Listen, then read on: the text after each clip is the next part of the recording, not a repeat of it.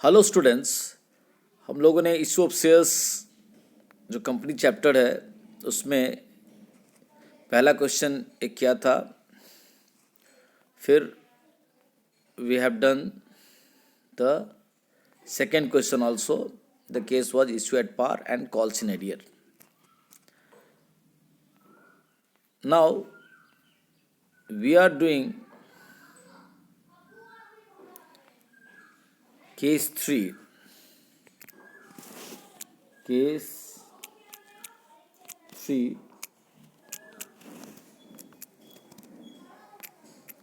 issue at par, calls in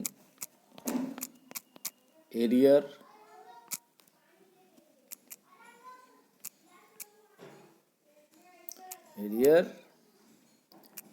and forfeiture of shares. Forfeiture of shares.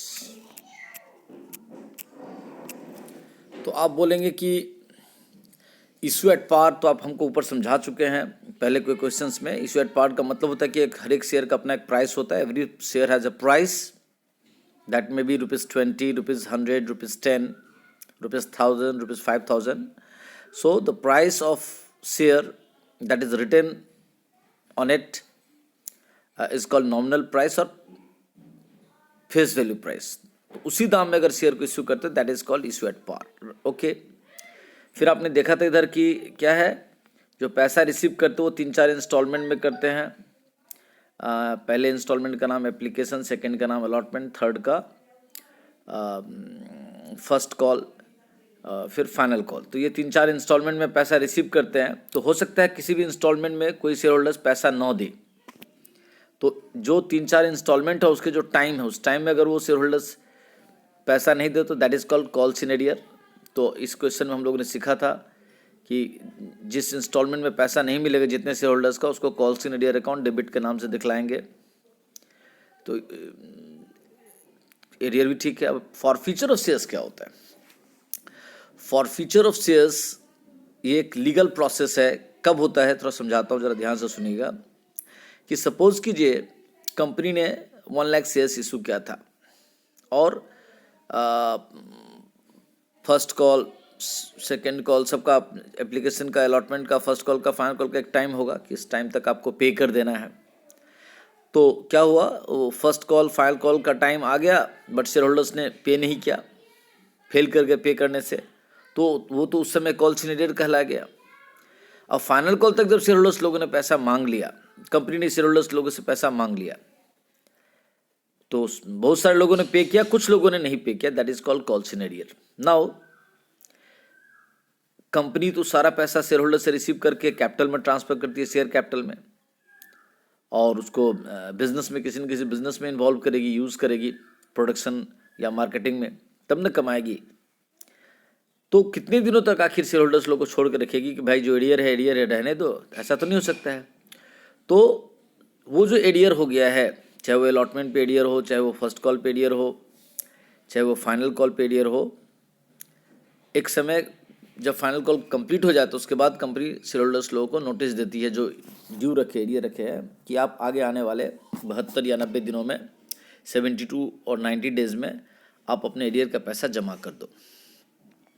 तो वो जो समय दिया जाता है शेयर होल्डर्स को 15, 20, 25 दिन का, उसमें अगर वो शेयर होल्डर्स पैसा नहीं जमा कर पाते हैं तो ऐसे में कंपनी एक लीगल स्टेप लेती है, जो उसको कंपनी लॉ के अंतर्गत ऑथराइज किया गया है, कि जो शेयर होल्डर्स एक्स्ट्रा टाइम 72 या 90 डेज तक देने के बाद भी पैसा जमा नहीं कर पा रहे हैं, कौन सा पैसा? एरियर वाला पैसा। तो तब क्या करो, उनका जो जो इंस्टॉलमेंट जमा हो चुका है, जैसे सपोज कीजिए मैं एक शेयर होल्डर हूँ, 5000 शेयर्स का मालिक था कंपनी का, और उसका दाम था सपोज कर लेते हैं ₹20। तो मैंने एप्लीकेशन का ₹7 पे कर दिया था, अलॉटमेंट का ₹6 पे कर दिया था, तो 7, 6, 13 मैं दे चुका था। लेकिन फर्स्ट कॉल का ₹4 पे 5000 4 जा ₹20,000 और फाइनल कॉल के ₹3 पे 5000 3 जा ₹15,000 मैं नहीं दे पाया था। तो ये तो जो मैं नहीं दे पाया, कंपनी उसके लिए कॉल से एडियर करी। फर्स्ट कॉल पे कितना 5000 4 जा 20,000 और फाइनल कॉल पे 5000 3 जा 15,000, यानी 35,000 रुपीज़ मैं नहीं दे पाया। टोटल मेरे को देना था 5000 इंटू 20 1 लाख, उसमें से एप्लीकेशन का 7 दे दिया तो 5 7 जा 35,000 दे दिया, अलॉटमेंट का 6 रुपीज़ भी दे दिया तो 5 6 जा 30,000 दे दिया। तो 35 प्लस 30 65,000 मैं पे कर चुका हूँ, बट अनेबल टू पे द नेक्स्ट 35,000, जो इसमें 4 रुपया फर्स्ट कॉल का, 3 रुपया फाइनल कॉल का। तो ये एरियर हो गया। इस एरियर को जमा करने के लिए कंपनी ने हमको 90 डेज़ का एक्स्ट्रा टाइम दिया। उस 90 डेज़ के बाद भी मैं वो 5,000 शेयर्स का 7 रुपीज़ नहीं दे पाया। तो कंपनी ऐसे में क्या करेगी, फॉरफीचर ऑफ शेयर्स का स्टेप लेगी। इसमें क्या करेगी कंपनी, देखेगी मेरा बैक ट्रैक रिकॉर्ड कि दिस शेयर होल्डर को देना था 5,000 into 20 total 1 lakh rupees, but out of that he और she has paid 5,000 into 13। Already paid कितना कर चुका है कंपनी के अकाउंट में, डाल चुका है 5,000 13 जा